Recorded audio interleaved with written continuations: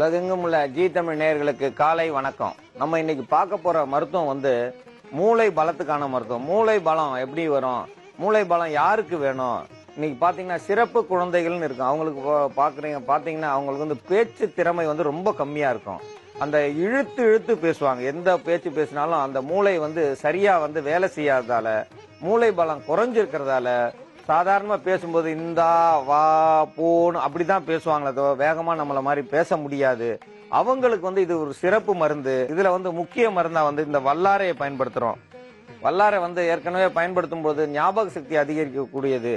ஞாபக சக்தி அதிகரிக்குதுன்றக்காண்டி தினமும் இதை சாப்பிடக்கூடாது. இதை வாரம் ஒரு முறை சாப்பிட்டா போதும். வல்லாரை சாப்பிட்டா ஒரு வாரத்துக்கு ஒரு முறை சாப்பிட்டா ரொம்ப நல்லதை செய்யும்.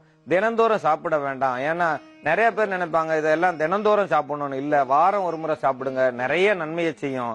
இத மாசம் ஒரு முறை சாப்பிடுறவங்க, அதிகமா இருக்கிறவங்க, நல்ல நிலை இருக்கவங்க மாசம் ஒரு முறை எடுத்துக்கிறவங்க. புத்தி கொஞ்சம் குறைவா இருக்கிறவங்க வாரம் ஒரு முறை எடுக்கணும். ஞாபக சக்தி கம்மியா இருக்கிறவங்க அவங்களும் இதை வாரம் ஒரு முறை எடுக்கலாம். இந்த வல்லாரையை சாப்பிடும்போது நிறைய நன்மைகள் நடக்கும். நன்மைகள் நடக்குதுன்னா இந்த புத்தியை பலப்படுத்தும். சாதாரணமா மூளைக்கு எந்த ஒரு இதையும் நம்ம செயல்படுத்த முடியாது. மூளையை பலப்படுத்தினாதான் அது சத்த கூட்டம். நரம்பு மூலமா போறது, நரம்பு தளர்ச்சியா இருக்கும்.